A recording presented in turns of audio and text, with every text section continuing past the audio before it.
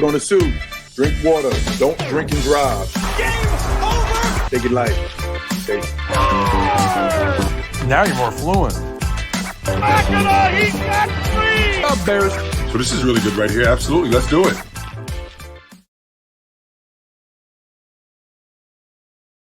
Pitch.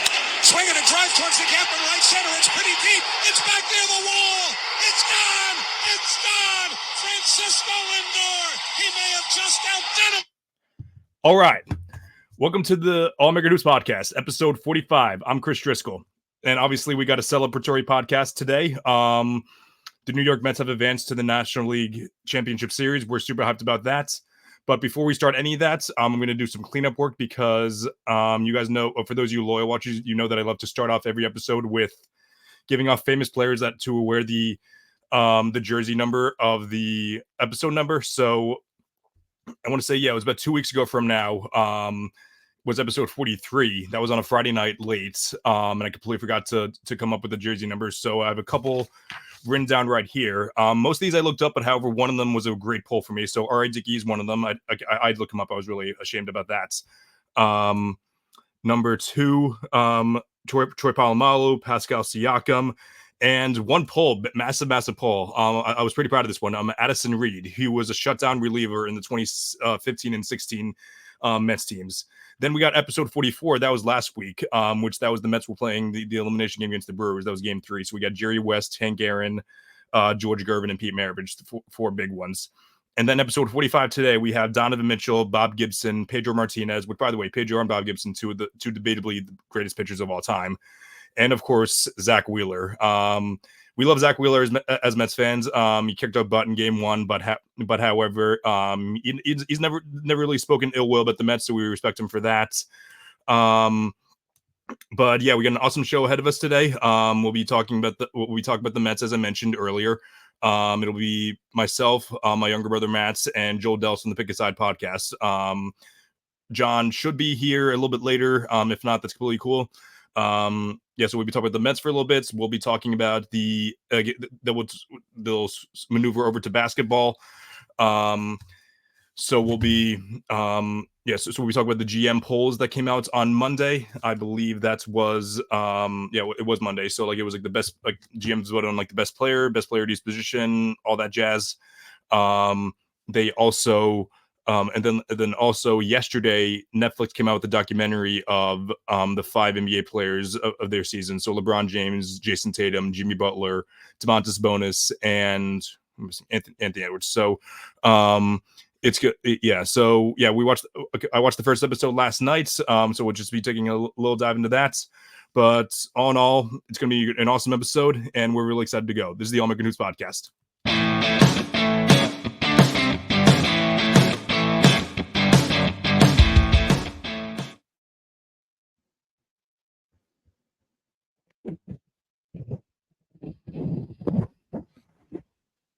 Welcome to the show. As per usual, I'm joined by my younger brother, Matt Driscoll. Chris, it's always a pleasure. I'm excited to talk baseball for the first time here. Obviously, huge win. And whenever Addison Reed is mentioned ever, it turns out to be a great day. So I'm expecting a great show. Absolutely. And for the second time, we are welcomed by co-host of the Pick a Side podcast, Joel Dehls. Yes, sir. Appreciate you guys having me on. Chris, I know I've been on once before. Matt, nice to meet you. There's not a lot of times I run across Mets fans. Even in being in New Jersey, it's 95% Yankee fans. I have a group chat with my friends from college and high school, and there's 5 of us, and their Yankee chat is 25 deep. So love any chance I get to talk about the Mets. Absolutely. And I would say, and out of those 5 Mets fans, I'm sure that out of the very few Mets fans that I'm sure that's less than 0.5% of them are also Celtics fans. So always. So we got the best of both worlds there. Awesome show. Yeah, awesome show ahead of us. So, Dehls, I'm not sure if you remember this, but when you were on the first time around, it was literally the beginning of the season, and we were just giving our introductions to each other in the pre-show. So, Rivers was running late, so it's just me, you, and John talking. And you literally said, you said, guys, are we going to win a goddamn game this season? So, how the tables have turned there, man. Unbelievable. Yeah. Very long way. So, but obviously, as I mentioned in the pre-show, a week ago today, I was riding solo because I was like most of the guests that I wanted to have on were probably watching Game 3 against the Brewers. Which, by the way, how the hell is that a week ago at this point? They played every day since then, so which is unbelievable. Not every day, but they had the one day off, but unbelievable how that happens. Dehls, what are your takeaways either from the team or just from the series in general? For what to think about? It doesn't feel real. Like what I'm experiencing, what we've been experiencing, doesn't feel like it's Mets baseball. Like this is our team. Like Boston, for example, we know going into the year we're going to be great, right? Like we're expecting to win a championship. We know that this team is great. You have Tatum and Brown and all of these dudes. For the Mets coming into this year, my expectation was like maybe we could compete for the wild card, right? Like the ownership, GM, front office, everyone is saying we're another year away until we really compete. So me just having high hopes as a fan, I was thinking maybe we could sneak in as a wild card team. And when we started off 0-5, when we were sitting there at 22-33, I'm like, season's over, right? There's no chance this team does anything. How poorly Lindor started off. I mean, he was batting under 200 for what felt like the first month of the season. I can't believe they're where they're at right now. And a lot of credit to, of course, Lindor, Alonso, like all the dudes who have been playing so well. But more than anything, it's these unsung heroes that's really been the focal point of this team. Sean Manaea, Jose Quintana, Sevy having a bounce back season, Mark Vientos, who's in AAA coming up and batting 400 at 24 years old, Jose Iglesias, like all of these dudes who on day one you expected very little or nothing in case of Jose Iglesias and Vientos who were in the minor leagues. The fact that they're coming up and having some of the most clutch, biggest hits of honestly the last 5 years, right? Since that 2015 run, we have not seen a run like this from this Mets team in a while. And I think what's most exciting is that it just feels sustainable this time, right? Like 2015, it felt like we caught lightning in a bottle with the way Cespedes played at the second half of the year. 2022, of course, we got bounced in the wild card round, but it was an older team. It was relying on older pitchers. This team feels like this is something that's growing because you have Lindor there, who, of course, is the focal point, but you also have these young guys and Mark Vientos and Alvy, who's been struggling, but we know how great he can be. And of course, you have Pete Alonso, who, God willing, could stay a Met for a few more seasons. And this pitching that, felt like a bunch of guys that were kind of on one-year deals all coming together and just playing out of their mind, like one of the best starting pitching staffs left in baseball and one of the best pitching staffs the second half of the year. I can't believe we're here. I can't believe the Mets are playing baseball. It's going to be October 13th on Sunday. It's been such a fun ride, and this has been the most fun team I have seen in my Mets life. It's more fun than that 2015 team for me. Yeah, I totally agree. Like, I'm 22 years old, so in 2015 I was in the 8th grade. So now at 22 I can like fully appreciate a deep playoff run. How like you said, like with the Celtics, like I expect to make the playoffs every year and I expect to go deep into the playoffs. With the Mets, like this is like unbelievable. Like for this to be the Mets playing, like you said, October 13th on Sunday, to be one of the final 4 teams left. If you told me on, I would say like July 15th that Jose Quintana in a week span was going to pitch in a do or die game with your season on the line and then pitch a week later in a clinching game and shove both games, I would have laughed in your face.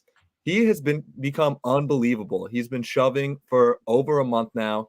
And like you said, it's the unsung heroes. Like the pitching staff was just like put together this year, like a couple guys on prove it deals. Like, oh, Severino can stay healthy. He'll be good. Manaea looked good in the second half against the Giants last year. Jose Quintana, they gave a 2-year deal instead of a 1-year deal. People were like, all right, like Sango was hurt all year. And these guys are wearing the starting pitcher's numbers in eye black now. Like it's truly like Francisco Lindor and the power of friendship is just taking over and just going on a crazy run. This team has been one of the best teams in baseball since June. And it's unbelievable. Like I can't believe what I'm seeing. Yeah, I do want to talk about Lindor for a little bit because when we had the other co-host or one of the other co-hosts of Pick a Side on, Drew, because like I was wearing this exact hat, and then it was like the day, I think it was either the day of or the day before the All-Star game, in which I said that Lindor was stumped to making the All-Star game, which to this day, which it looks worse now than it did back then because he only played better since then, but at the time it was still robbery that he didn't make the All-Star game. And and yeah, I know that Drew talked about it. You talked about it on the video on the pod last night. He said like, yeah, just the fact that like Lindor is like such an amazing story, just because, yeah, the Mets traded away like two. I don't want to say cornerstone pieces because they're not that good now. But like two like young and up and coming players, like prospects who look promising. Jimenez especially because he had a great season like the first year there. And they're saying like, okay, maybe do we overpay for them? Actually, no one really thought that we overpaid for them at the time because we also had Carrasco. But like, yes, yeah, so we trade for him. Then we signed Lindor to that mega deal. Everyone thinks it's like everyone after year one is saying like, oh, what a joke. 10 more years of this plays. This was hands down. Excuse me. This was hands down his best year, but he still played awesome 2 years before this. So it's great that seeing Lindor finally get his flowers. Like one of the clutchest players in the league, one of the most well put together in the league. I think probably. If you think of, I think he's debatably a 5'2" athlete. Like unless you take away his throwing, he doesn't really have that strong of an arm. But 5'2" player, again, at the very least 4'2" player. Like Ohtani, Judge, Soto. I don't know if there's any other player taking over Francisco Lindor now. He is maybe I guess Tatis too. Just unbelievable player and. The face of the franchise, and I'm certainly not opposed to throwing the C on the jersey, even though it really doesn't seem like they do that anymore, which I'm completely fine with. But yeah, like I'm totally on board with him earning the captain's title. Yeah, he deserves it. I hope Cohen, new management comes in, new ownership. Of course, been there for a few years, but I feel like if anyone does it, it's Cohen because number one, he's a fan of the Mets, right? Like we knew this coming in. That's why I was so excited to get Cohen because. Of course, having like a $9 billion net worth is great, so you could sign anybody. But he also loved the Mets, and you could tell just what he's done with this club. The fact that they embrace Grimace, they embrace OMG, they embrace all of these stupid, dumb things that don't really matter. But to fans, like this is what the seasons has become, right? Like this is all of the weird stuff that's happened has boosted the Mets for whatever reason, for one way or another. But they've come together, and JD Martinez said it, early in the season, like. We're terrible. Nobody thinks we're going to do anything. So why not embrace that and just, build on it? And that's what they've done. So beating Philly, first of all, crazy, right? Like they were like favorites coming into this, right? Like it feels so much sweeter to beat Philly. That I like more than any team across any sport. It's the Phillies I hate the most. Going back to the Chase Utley days, like Jimmy Rollins, I hated them. I still hate them. If they're the worst team in the MLB, I'll still hate them. So it felt great to beat them. And the other player I want to shout out, I can't believe how good David Peterson is. I was someone who a year ago, 2 years ago, thought David Peterson was like one of the worst pitchers in the MLB, even though his numbers were actually like kind of decent, right? He was hovering like a 4 ERA, but he's like a godsend. If it wasn't for David Peterson, we would not be in this situation. He is the pitcher I trust the most coming out of the bullpen, and it's not even close. Edwin Diaz scares the shit out of me every single time he reaches the mound. Reed Garrett is solid, right? I'm really excited to see with a couple of days rest. Hopefully, Garrett and Maton and Diaz get back to their proper form. But man, David Peterson, he's able to just come out of the bullpen, give you 2 or 3 innings of just elite pitching, no earned runs. He's going up there eating innings, striking guys out, not letting any guys on base, really, not walking a bunch of guys, not letting a lot of hard hits. He's been the unsung hero of all of this because we shout Lindor and Vientos in the starting pitching. But if he doesn't eat up those middle innings to get to the 8th and the 9th inning while you still have a lead, we wouldn't be here. I can't believe the way his career has turned around this season from being a guy that's like hovering around AAA MLB to being one of the most important pieces in an NLCS and hopefully World Series run. Yeah, he is. I can't believe how good David Peterson is this year. That's a great point. Like I even forgot to talk about him in the unsung heroes. Last year, at one point, I don't know what he ended with, but he had like an 8 ERA. It was like when he pitched games, the Mets were going to lose. He was horrible last year. This year, he's been so good. And the bullpen recently, like, there's like 2 guys I trust. It's like Ryan Stanek, Reed Garrett, and now David Peterson. I trust Ryan Stanek. How crazy does that sound? Yeah, that's great. He was horrible when he first came here. But I want to. What you mentioned about Steve Cohen, like I saw a tweet saying it was like we went from Zach Wheeler having to buy his family playoff tickets under the Wilpons, and now there's Grimace taking a picture with Steve Cohen outside the stadium while there's like a DJ in the background and all different changes to Citi Field, and there's a plan to put like bars and casinos and restaurants by Citi Field. Steve Cohen is exactly what I would who I would be and what I would do if I was a billionaire. If you're not a billionaire trying to buy your favorite sports team, why have all that money? He's a fan and he truly cares. And that's like a crucial part of being a successful team is having ownership that cares. It makes such an impact. He already has the same amount of playoff appearances, I believe, that the Wilpons have. I think the Wilpons had 2. I think it was 06 and 15. 06 and 15, now 22 and I guess 2016 if you count the wild card. So 22 and 24. Mhm. But it's truly unbelievable. It's truly crazy how much the franchise has turned around in such a short time. It's awesome. It's so cool. Awesome. Yeah. And great timing now. We're very happy to add on the unofficial co-host to the show. We got our brother John Driscoll. Hey, what's up, fellas? Matt, Chris, hey, Dehls, what's going on? What's going on, man? John, welcome. Yeah. Thanks for having me on, amazing AH. I was sitting in the lobby for a little bit there, and I heard you guys talking about the best baseball team in New York. It's a pleasure to be on. Absolutely. Yeah. Before I add it on, just a couple more things, John. Why don't you want to give like a monologue on just how you're feeling about the team now? Yeah, because that's pretty much just what we've been doing. Like nothing really insightful. I think I sent a text to my friends in like April that this was like my least favorite Mets team of all time, and now this is my favorite Mets team of all time. There's too much to say, and I'm sure you guys touched on a lot of great points. Steve Cohen, David Stearns, Carlos Mendoza, Francisco Lindor, those guys have changed my life completely. I think that especially with baseball playoffs, because when you talk about like the NBA, usually like better teams make those deep playoff runs.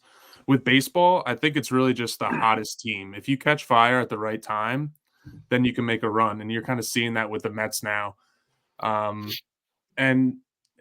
Let's just keep it going. I mean, I don't know if you guys talked about whether it's Padres, Dodgers. Frankly, I don't care. Bring it on. Yeah, absolutely. And John, I reminded Dehls. I remember the first time that Dehls was on the show. I remember in the pre-show, the three of us were talking about like we said, like, are we going to win a goddamn game this year? So, so it's just unbelievable what 6 months can span on. So, just a couple more things I wanted to touch on before we moved on to the GM poll. I guess 3 more things actually. So first off, game 1, who are you starting game 1? Manaea. Yeah. Okay. Or Senga. Yeah, I was going to say Senga. I was going to say Senga. Maybe Senga for 3 and then like McGill or something like that. I don't know. Peterson, either McGill or because what did Peterson have? Did he have 20 yesterday? 23 days rest. 3 innings. Yeah, that should be fine. So I'm thinking probably Senga and Peterson for game 1.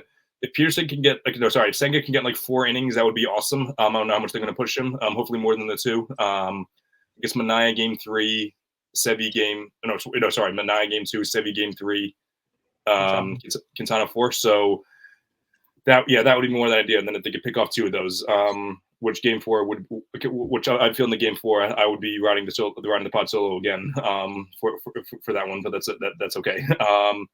And then another roster decision to make. Jeff McNeil is likely going to be taken off the IL to rejoin the team. Who's unfortunately gonna have to sacrifice their spot on the team? I'm wondering. Probably Acuna. Yeah. Probably. Unfortunately, because he hasn't honestly coming into the series or coming into the playoffs. I thought that they would move JD/Winker out of the DH spot. I thought Vientos move a DH, Iglesias at third, Acuna at second, because at the end of the year he was playing out of his mind. Like he was very like low key. Lindor goes out, Acuna comes in, and he's basically putting up Lindor numbers, right? Like he's hitting home runs damn near every night. He's batting 300, but he's just coming for like defensive stops, right? He had like an at bat yesterday and didn't look good at all. I mean, he's still super young. It's hard to put him in this moment and expect anything. So I would assume he's the one that gets cut out of the bunch. I think it. Yeah. I thought that Acuna would be like more. I thought they were going to use him like on the base paths more. Like if JD got on like late, and then but it didn't really like happen that often. It wasn't as frequent, and I think like that's where his value is. But like a late inning like pinch hit from McNeil is much more valuable than like Acuna just like subbing in. Would you guys put McNeil at second, move Iglesias to third, and then have Vientos DH, and then just cut out Winker or Martinez? I would love that. I gotta see how McNeil looks though, because like what's been like 2 months at this point. Yeah. So Yeah. he played some like fall league, right? They said they approved him for that. So he got like a couple at bats, but it's hard because if you're going to go from not playing any baseball to the NLCS, right? You're asking a lot, but I mean, Jeff's such a vet, and he's not like most of the time he's just trying to put the bat to the ball, right? He's never trying to do too much, so I trust him there. Yeah. But I would like to see it because when Jeff was on at the end of the season, like he was playing as good as anybody on the team. Right. If I'm not mistaken, I'm pretty sure that in 2016, Kyle Schwarber missed like most of the season, and then they plugged him in the DH role in the World Series. So I think that was Schwarber. I could be wrong though. Yeah, it was. It was right. Yeah. So this isn't going to happen, but like, and I don't mean to go negative here, just because it just feels like this is awesome and everything, but I don't trust either Bader or Tyler Taylor at the plate anymore. Like, not that I really trust them a ton in the first place, but they're not like the defense is very important. So I'm not saying they should definitely give McNeil their spots, but maybe Nimmo, maybe like they saw like Nimmo like took a step back defensively, and then he's not an option really anymore at center field. But like I do trust Jeff's ability to play left field, but but like I don't know. I guess not. But one more thing. I wanted to actually share a thread. And I didn't take any screenshots, so I'm just going to read it off. This is from Good Fundies on Twitter. He just tweeted out like a thread of all the Mets' best moments from the past 10 days, not even from like the past like season. So the Mets have had just what is objectively the best, most fun, and outright historic 10-day stretch in franchise history, and perhaps even MLB history. Lindor's home run last night, as incredible as it was not even the biggest moments. I'm taking a crack at ranking them here. So number 9, Peterson went 7 innings pitched, 1 hit, 0 earned runs against the Milwaukee on game 160 to send the Mets back to Atlanta, controlling their own destiny. I forgot about that. Yeah, I totally forgot about that. Okay, so, yes, and we had I think we had Matt brought that. We were hanging out in the family when Matt brought down his TV, so we watched that on the small screen. So that was great. Number 8, Peterson and Garrett combined for 5 innings pitched, 1 hit to quiet the Phillies in Philadelphia in NLDS Game 1. I'd probably put Peterson out of that, but that's okay. Number 7, we didn't pull this one out, but Vientos' 2-run home run against Strom to tie the NLDS in the top of the 9th, Philadelphia NLDS Game 1, which would be yeah, exactly. That was. I don't even think they mentioned that was the second home run in the game, right? Yeah. It was second 2-run homer. Yeah. Mm-hmm. Crazy. Yeah. Number 6, combined award: Lindor walk, Iglesias single off Pamps, and Nimmo single, and Vientos single off Aaron Ansby in Game 1 of the NL wild card in the 5-1 fifth to give the Mets a 6-4 lead. Just that entire game, I just remember game like that like exemplified how just this team just full of like players that will refuse to quit, and that's amazing.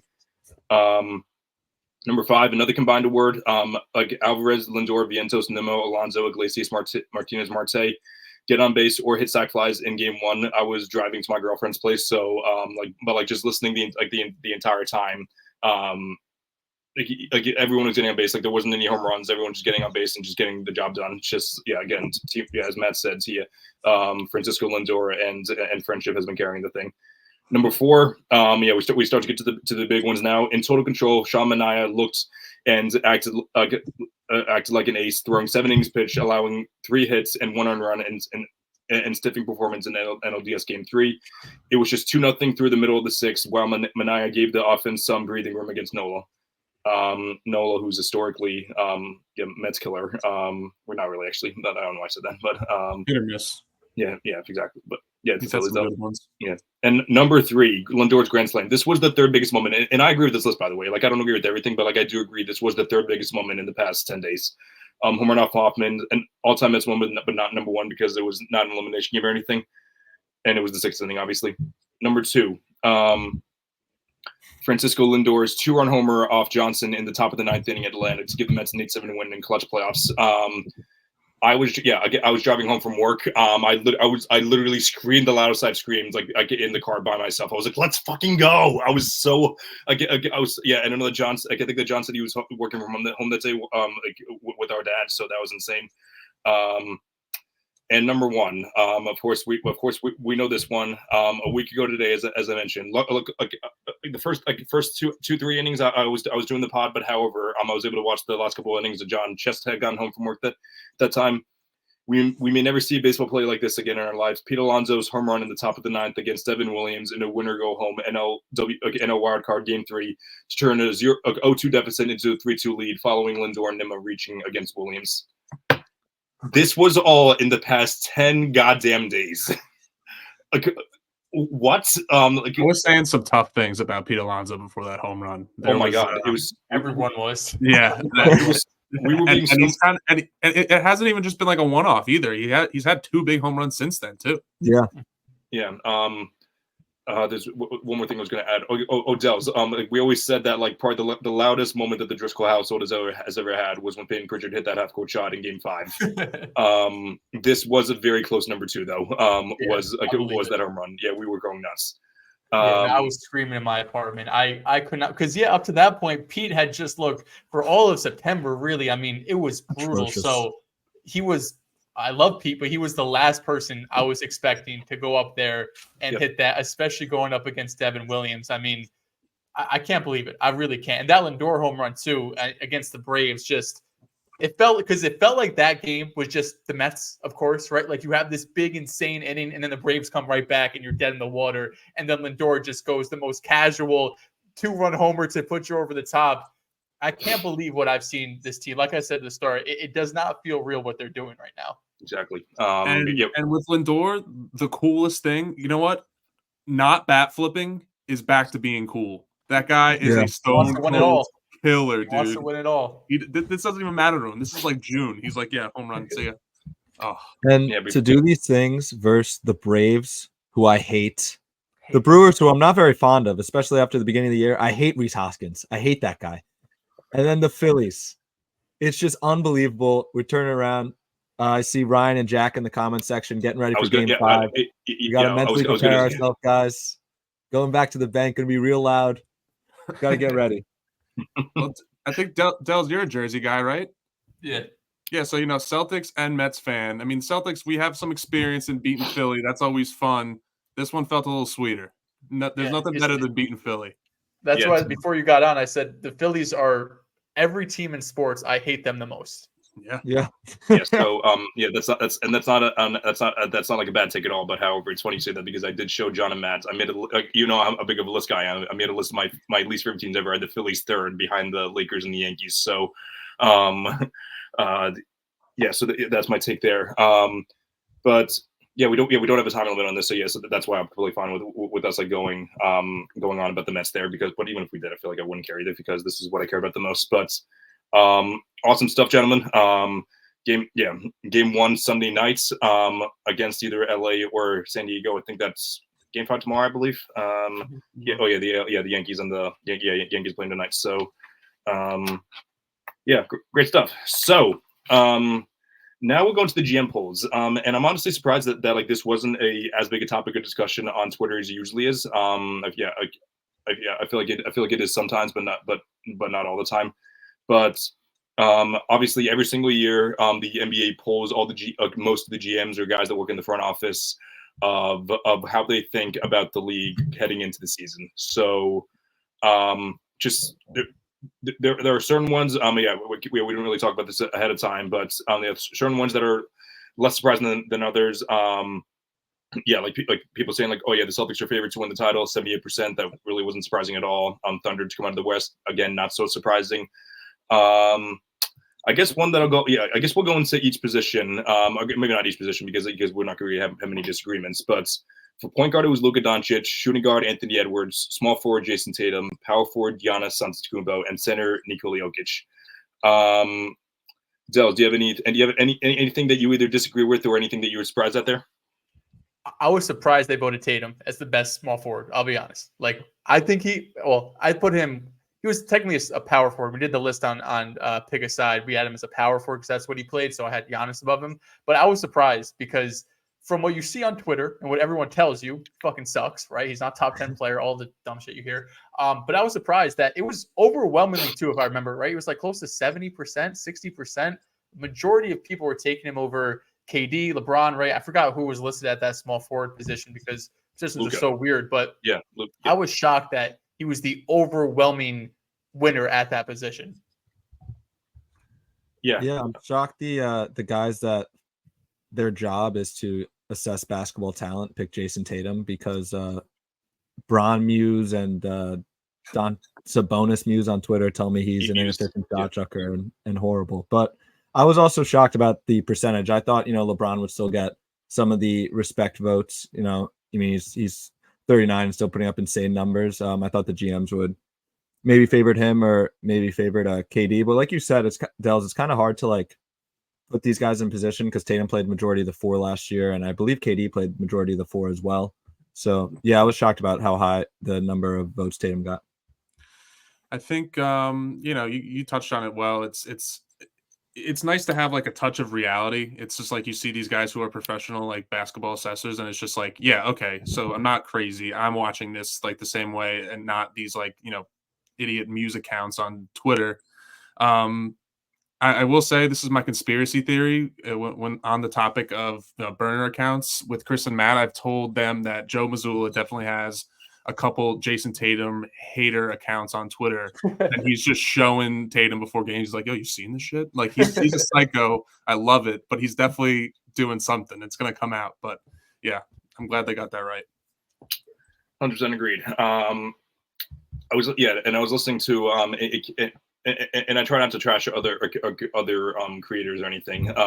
But I know that I was listening to Jason Timpf today. I've been listening to his lists of the top 25 players. He goes like, I want to see like his breakdown and everything. But like he said, like he'll take Jason Tatum for a full 82 games for like a full 82 game season over over LeBron, but in like a playoff series that starts tomorrow, he's taking LeBron 100 times out of 100, and then which isn't necessarily wrong, but I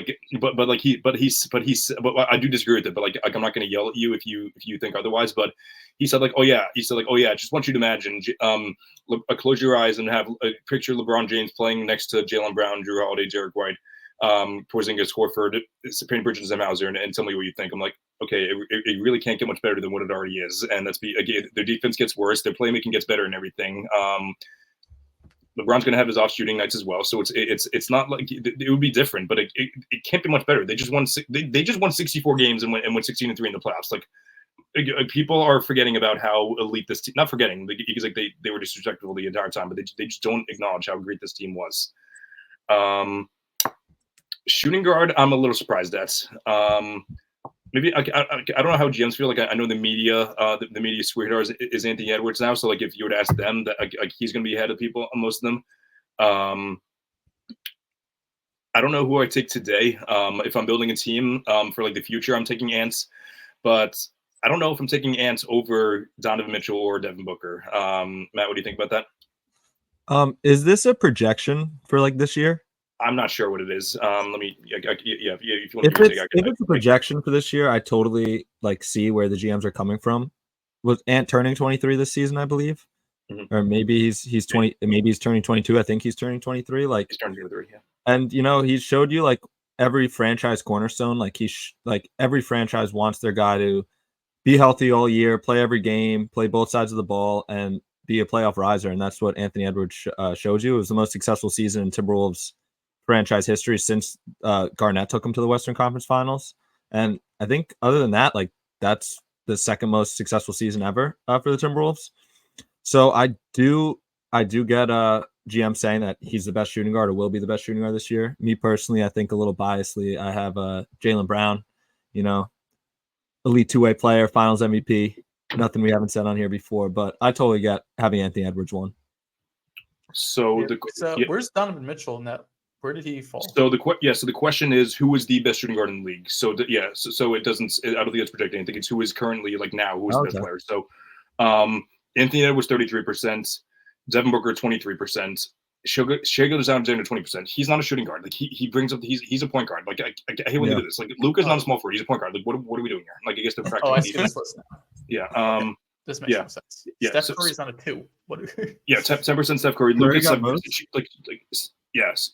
Yeah, Luka Doncic 7%, and then also receiving votes Jaylen Brown and Derek White. So very base, by the way, playing Derek White, but just and again, these are GMs, so like I'm not gonna trash them too much, but like what are we doing here, guys? Like there was also the one year that Anthony Davis got voted in as the best power forward and the best center in the league, which was really weird. But I don't know how you don't have like a very laid out. These are the players that you could pick at this position. And I'm just looking now. Last year, Devin Booker was the leader in terms of best shooting guard. He was voted the best shooting guard, 63%. He dropped down to 23 after having like, I mean, the Suns obviously disappointed. He got swept in the first round. I get all that, but like, it's not like he sucked. Like he still put up a really great year. Year 13, yeah. Yeah, I mean, I get Ant gets the hype, and he deserves it. Ant's a hell of a player too, but Donovan Mitchell, I still have over Anthony Edwards right now. His offensive game is leaps and bounds better than Ant's. Defensively, Ant got it for sure.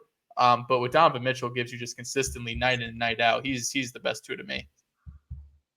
I'm sure You that's won't hear any arguments from All-American Hooper on that one. I think I heard him throw his phone through the wall earlier when he was reading, and Donovan Mitchell wasn't number one. We know Chris loves himself some Donovan Mitchell, and he's a Mets fan. So He's a Mets fan. That definitely boosted up. Yeah, but not many. I'm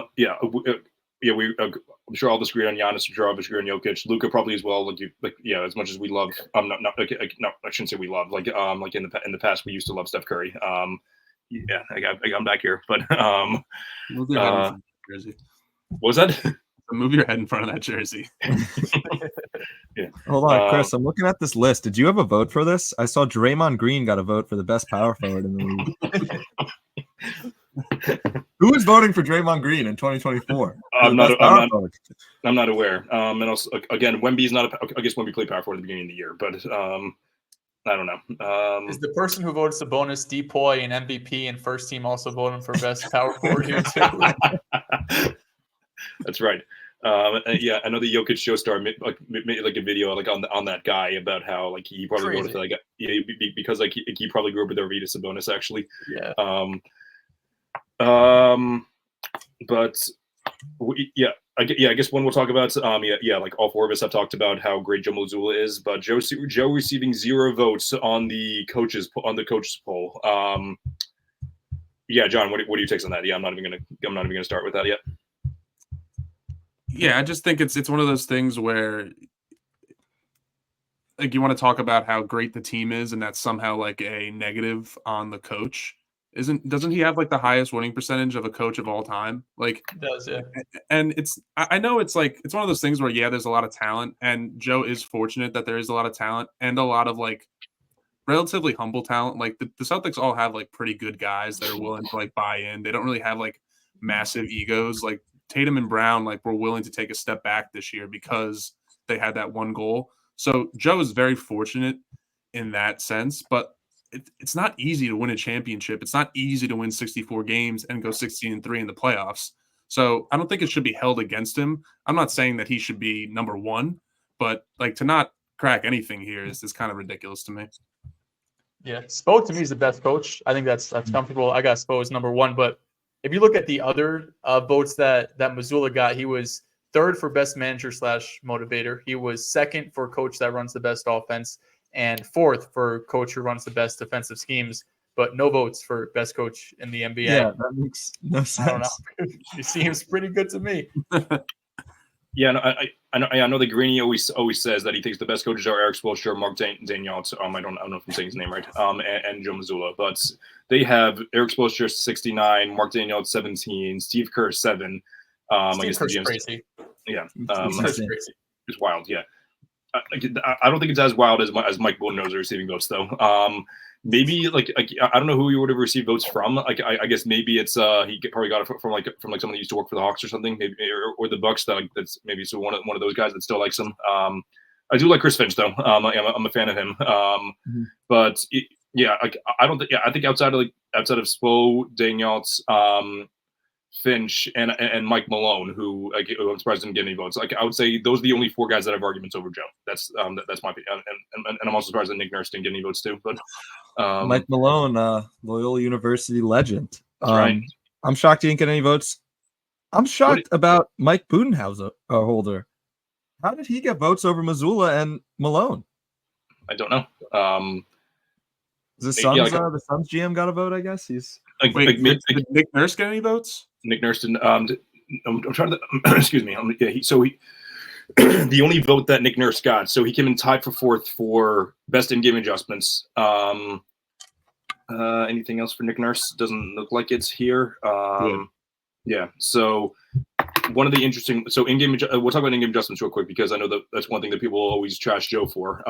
Ty Lue 28%, Eric Spoelstra 24%. I agree with the Ty Lue one. I think that's one thing he's very good at. We saw it in the 2021 playoffs, like where he DNP'd Pat Bev.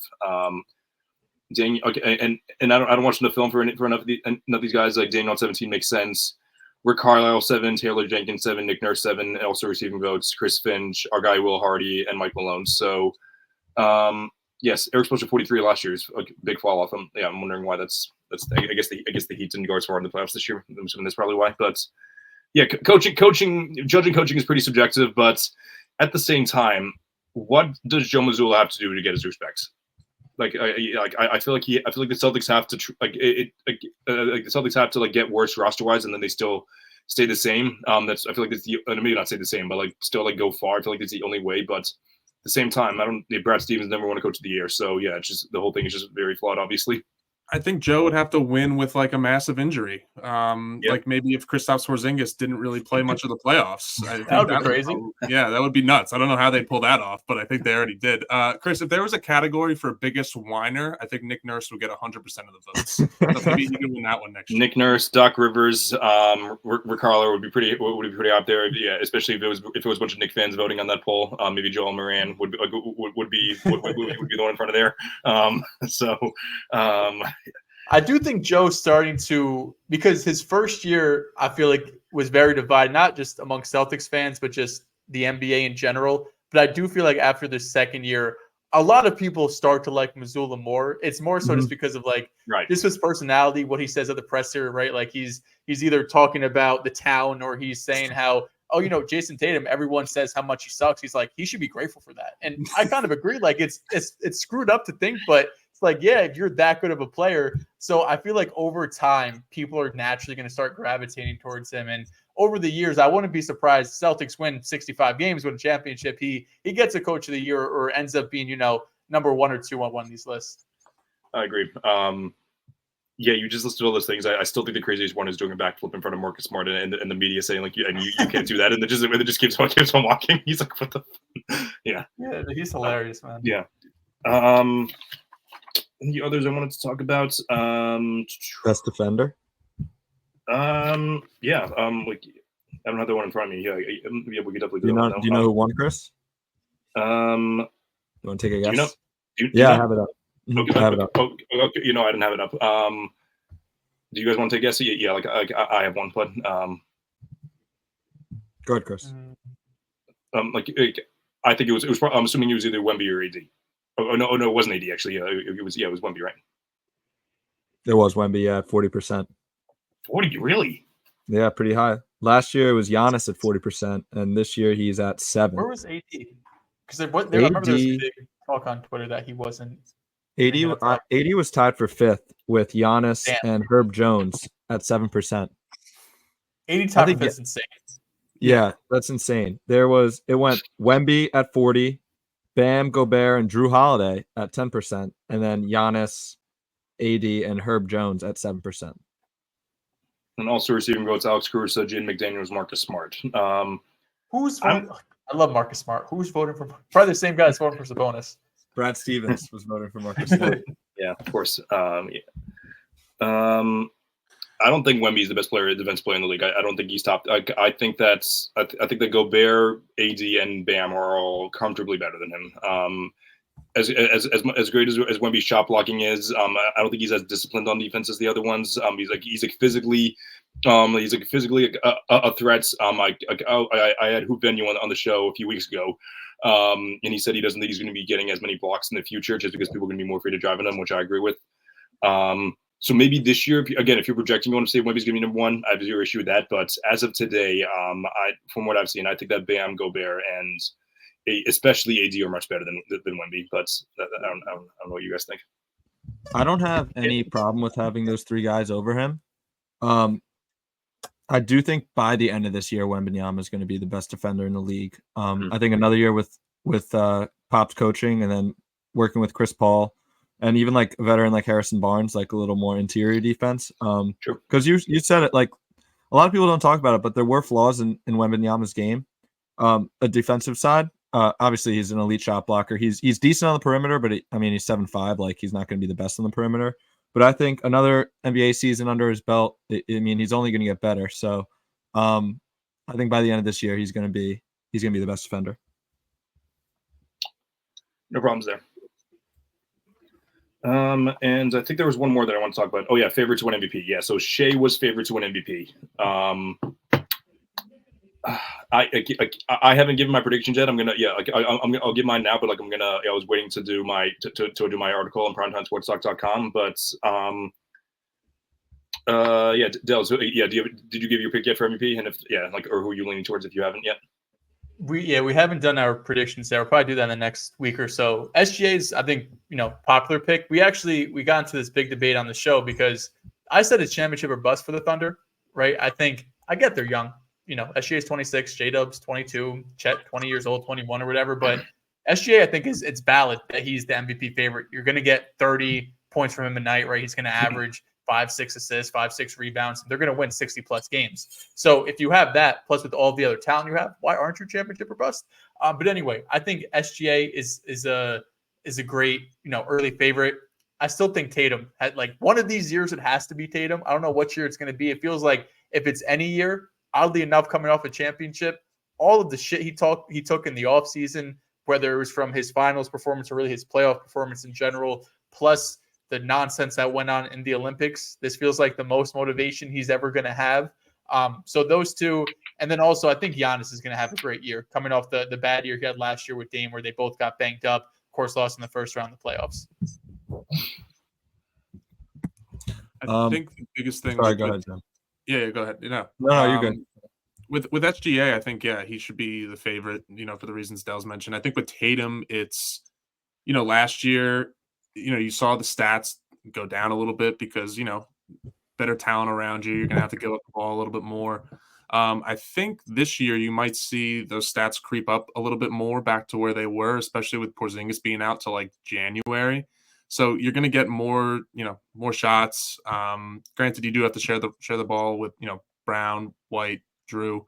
But I think if Tatum can get off to that hot start in the first 3 months and really I don't want to say pad those stats, but that's what the MVP voters are going to look for. They're not going to really care. It sounds funny, but 27, 9, and 5 doesn't really do it anymore, which is crazy to say. But if you can creep up closer to that 30 amount, maybe get 9.5, 5 or 6, then and again, I hate looking at just stats because I don't really think that tells the whole story. But that's what kind of the voters look at. And if you pair that with his already elite defense, he might have a shot. Yeah, it's crazy that neither of you guys mentioned Jokic, even though Dehls, I don't know about you, but I know, John, you think he's the best player in the world right now, and I agree. But I think just he won it last year, and I think so what is it, 3 out of the last 4 years? It should have been 4 in a row. I think there's totally going to be voter fatigue, so I don't think he's going to win this year, even though he'll probably be the best player in the world again. As much as I hate to say this, like you said, John, it's really about stats, and it is a regular season award. If Joel Embiid stays healthy, he has a very good chance to win it. The Sixers are going to be way better than they were last year. But the thing is, he has to stay healthy. I don't know when he went down, if he was the favorite, but he was definitely top 2 in MVP voting. I also think it's about the stats and how good your team is. Luka has a high chance. I think he came in second last year, if I'm not mistaken. He came in third. Was Giannis second? Yeah, no, Shea was second. Oh, yeah. Not Giannis. Shea, yeah, you're right. Giannis got hurt. I think it's going to be, put injuries aside, turn injuries off. I think it'll be one of those two if it's not SGA. All valid picks. As much as we say that, as much as we say that, and winning really doesn't matter anymore. I feel like it's not that it doesn't matter, but I feel like it's not really factored in as much. I think what's factored in as much, honestly, is the advanced stats. Based on what we've seen, I think it's crazy. I think outside of Embiid and someone else, I think it was Harden or someone else. I think it was so I always have those guys and a couple others. It's usually those that end up with the highest PER, Raptor. Those are usually the ones that get the award. I don't think the Jokic is going to win this year because it would be his 4th and his 5th year. especially after a disappointing playoffs. He played pretty well, but it wasn't up to it. But wasn't like up to his MVP standard though. So Embiid is a valid pick. Shea's obviously a very valid pick as well. I'm going to pick Giannis though. I think basically it is a narrative driven award as well. So I think that Giannis is give everything that the Bucks went through last year. Obviously they had to trade a couple of their championship pieces. Brought in Dame. Dame was going through a lot of stuff as well. Like I mentioned, that I think he's going to have a great season.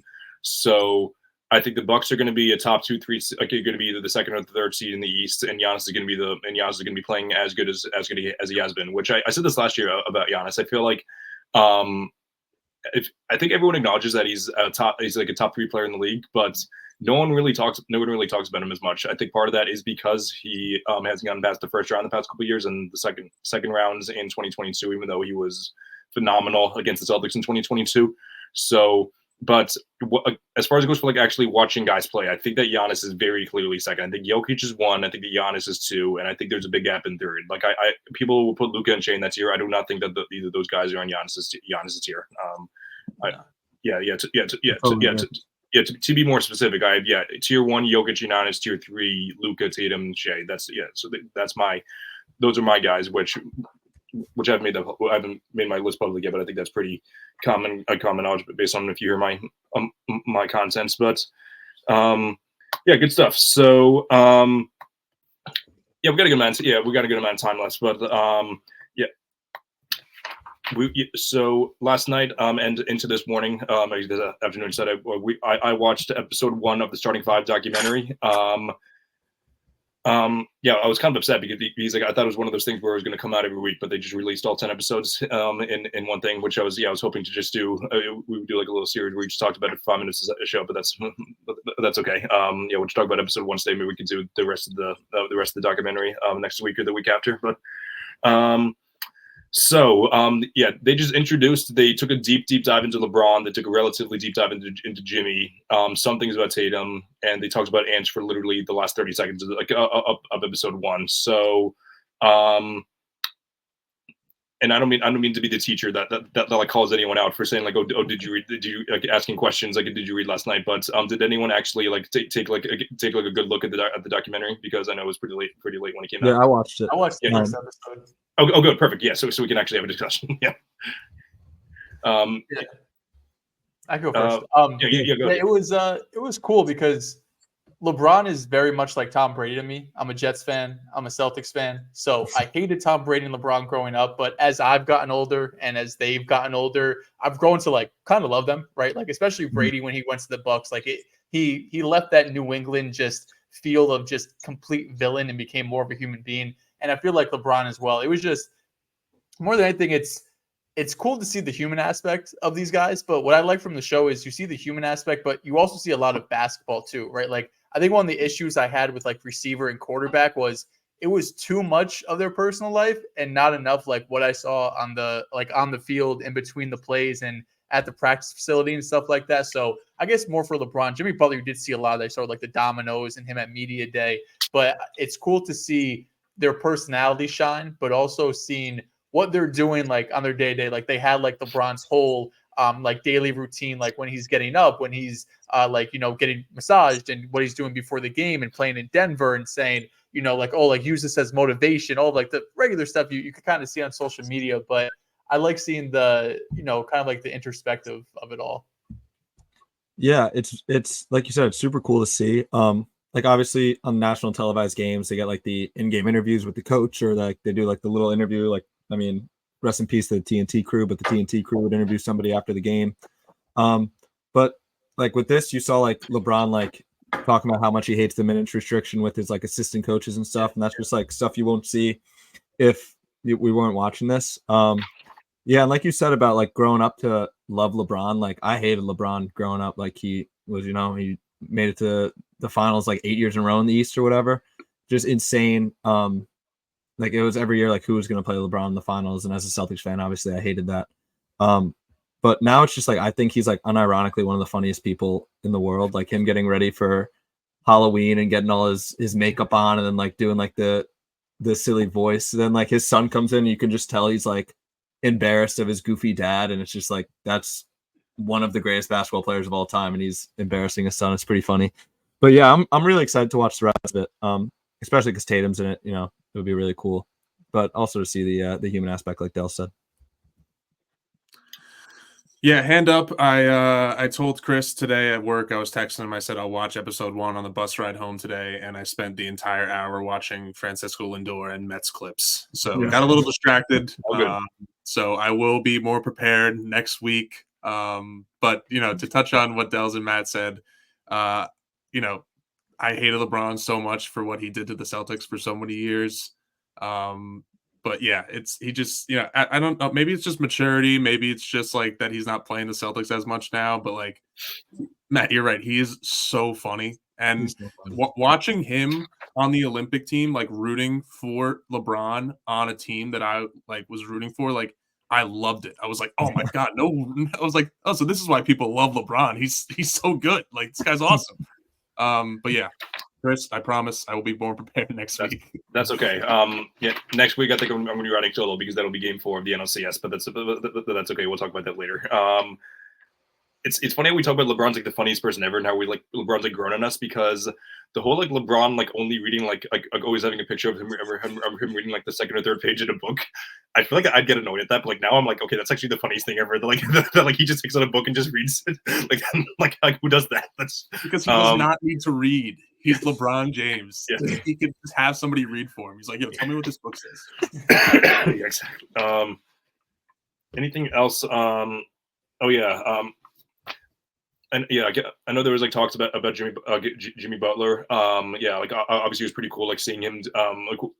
Which we've talked about Jimmy Butler multiple times, illy on this show before, but like at the end of the day, like he is someone you do have to appreciate his competitiveness.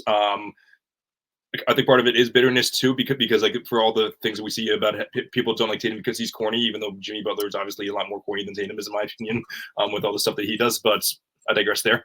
But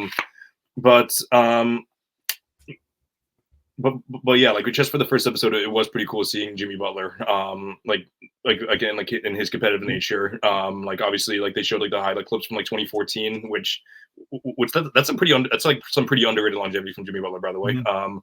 Like we talk about Horford and LeBron and KD, obviously, but yeah, for like a solid 10 years, Jimmy Butler has been like one of the. I guess Jimmy really didn't become like a top 15, 20 player until like 2017, probably, but like he's probably like he's been like consistently like in that range since then. But yeah, he eventually became a player prizer, but yeah, like yeah, who knows? Like I'm sure like toward the end of the season, like, if the Celtics match up with the Heat, and we won't be talking this nicely about Jimmy Butler, but it was but watching like as Matt mentioned, like watching that, and Dehls mentioned, like watching like that in close version of like them is pretty cool. Cool. Yeah, and I guess we could just finish off the show by just talking about they didn't dive too deep into Tatum, but they talked about him. They talked about him enough. I'm very happy they did, so we can just finish off the episode like that. Obviously they showed they showed Tatum's relationship with Deuce, which is awesome. The name of our fantasy basketball league is the Deuce Tatum Fan Club. So that's yes. So obviously we're a big fan of him there. One thing I didn't realize is Tatum's relationship with his dad. Like we didn't like. I feel like I never really heard about his. Like I've heard that he has like a complicated relationship with his dad. But yeah, he's like he taught him everything he knew, and he's actually the one that reached out to Drew Hanlon, who's his shooting coach now, which I thought was pretty cool and something I was not aware of at all. Yeah, I thought they said it was his mom who did it. Oh, okay, it was his mom. That's right. Yeah, it was his mom. Yeah, that's right. Yeah. Yeah, it's interesting. Like, I don't know, Tatum he's like so different from a lot of superstars because his personal life is so like sheltered. Like he doesn't talk anything. Like he just had a second child, didn't say a word, doesn't talk about, his relationship with Ella May. Like everything is very to the side when it comes to all of that. Even when it comes to Deuce's mother, and listen, that's on him. He could live his life how he wants to, but I'm excited to see to learn more about him, honestly, more because he gives most of the time, like kind of bland answers at the press conference. He never really shows a ton of emotion, right? So they gave us a very small snippet in this one. Like they showed him and Deuce playing on like the little, basketball thing or whatever. But I've seen some clips on Twitter of like him and Jaylen Brown in the court. I've seen like the interview with Joe Mazzulla. So I think in the upcoming episodes, we'll get some better content from him. The 100%. biggest takeaway I had about sorry, not to cut you off, Chris. The biggest takeaway I had about the Tatum thing was he started trading with Drew Hanlon when he was 14, and it was like, oh yeah, he's the number one player in the nation at 14, getting up at 6 a.m. to shoot 500 shots. Yeah. When I was 14 years old, I would like in the summertime, if I woke up before like 10:30, I would be pissed, and he's getting up at 6 a.m. taking 500 shots. So it's insane the different levels, it's like light years ahead of a high Division I player, and it's just like unbelievable the different levels that this game is, and I think this documentary is going to show a lot of it. 100% agreed. Yeah, Matt. One thing that you mentioned multiple times, and I've agreed with you, but like I haven't really felt it until like this past week. But you said like I want this podcast to explode so you can finally escape corporate America. And I really didn't feel it till this week because, first of all, we'd have been able to just watch the Mets game with zero issue because that would be considered work. Second of all, I would have been able to watch this documentary before school without having to go to school. So, if I was able to do this full time, that would be very, very nice. But however, I think we're going to need to wait a little bit longer for now. But yeah, we just got to keep at it for now. Yeah, give it like 2 or 3 more episodes. We'll be there. Yeah. Excuse me. Rob Manfred scheduled game 2 for 4:00 on a Monday. Crazy. I would just like It's to Columbus Day. I would just like but I have to work. I also have to work. That's tough. 4:00 on a Monday. It's ridiculous. Yeah, It's in California. That's 1:00 in the afternoon. It's also a day game after a night game in the playoffs. What are we doing?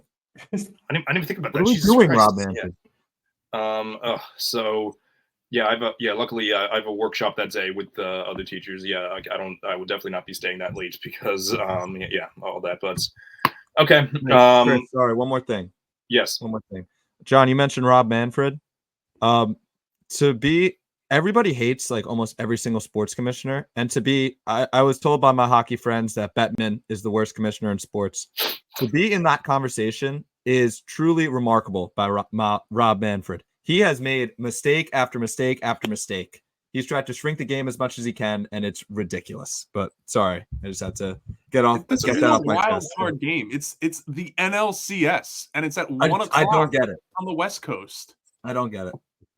Yeah, 0 cents. All right, great stuff, gentlemen. Dehls, thanks so much for coming on the show. If you want to, do you want to give some plugs before I sign off? Yeah, shout out to you guys. Appreciate you having me on.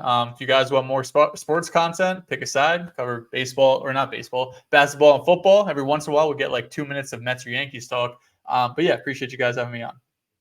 Absolutely. Yeah, thanks for coming on again. Yeah, maybe we'll have you on again in a few weeks if things go well. But yeah, so John, Matt, as always, thanks so much for coming on. To catch other episodes of the All American Hoops podcast, follow All American Hooper on all social media platforms, including Twitter, Instagram, and TikTok. Subscribe to @SportsFluent to catch every episode on Thursdays at 8:00. Also catch a bunch of other shows, including the Creator Hour, which is Fridays at 8:00. Fluent and Chill with Tony and Chilltown, which is 8:00 on Tuesdays. So and many others. Those are just a couple that I mentioned. But yeah, this has been another episode of the All American Hoops podcast. Sign off like I usually do, quoting Chilltown. Put on the suit, drink water, don't drink and drive, and call your mother. Have a great night, everyone. Let's go, Mets.